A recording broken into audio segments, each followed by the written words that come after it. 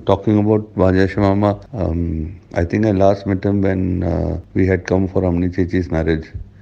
I remember him as a very jovial and loving person, and one of the um, very fond memories I have is of a picture which we had taken with Mama hugging all of us on the terrace of Vrindavan. My father was very close to Vajasha Mama, and in fact, he was quite shocked when he heard the news of Amama's death. He always used to look upon him as a fatherly figure, uh, and he felt all alone, in fact, after his death. He used to say jokingly that I have nobody left from my side of the family now.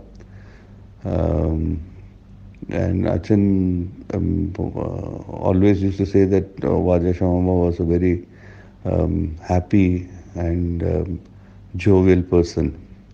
Um, Thanks. First off, thank you, Amichit, Arjun, Indu, for allowing me to contribute to this video about Rajesh Mama to commemorate the 100th anniversary of his birth. Of course, very, very fond memories of Rajesh Mama and Padmini Mai.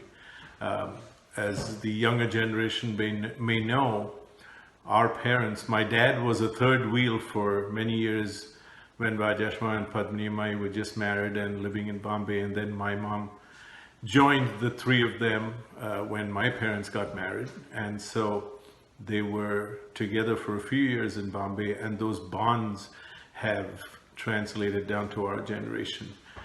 My dilemma is where do I start, but vacations in Calicut, once when my late brother Prakash left his wallet somewhere, and Padmini Mai and Rajesh Mama decided to hide it and not tell my brother, and he was in a panic for almost a whole day.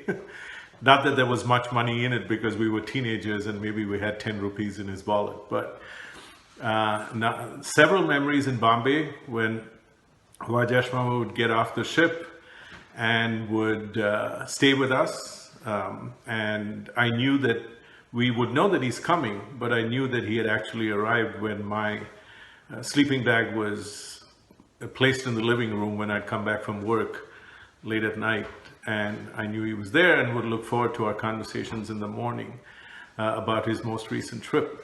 I know you've read or heard of some of them, our antics in Bombay, when he and I decided to go shopping before he left for Calicut and decided to have some sugarcane juice, and both of us came down with jaundice a week later, him in Calicut and me in Bombay. Also, the conversations that I talked about on WhatsApp, I think, between him, Rajesh Mama, and my grandfather. I think my grandfather couldn't hear from his left ear, and Rajesh Mama couldn't hear from his right ear. And they would sit in the wrong positions and just scream at each other, and my dad would be having breakfast in the dining room before going to work and just nod his head at his two seniors trying to carry on a conversation. So a lot of fun stories.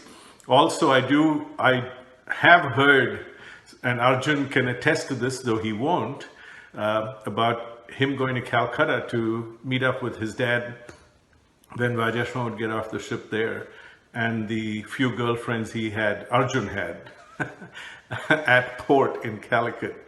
So there are many stories. I narrated the one of Chandrasekhar Mama and Rajesh Mama and me trying to retrieve a bucket from the well in Calicut in front of A20. Many wonderful stories, great recollections. I have to tell you one of Padmini Mai when she came back from her first US trip, and I met her at the airport, and she literally looked like a scarecrow. She was walking out like a scarecrow with shopping bags all up this arm and all up this arm. And I remember trying to relieve her of the load she carried. Manirthi still talks about that shopping trip and everything she collected to bring back to India. So once again, it's been great to remember and recollect and relive some of those stories. And I'm grateful to be a part of your family get-togethers every month. Take care. Bye.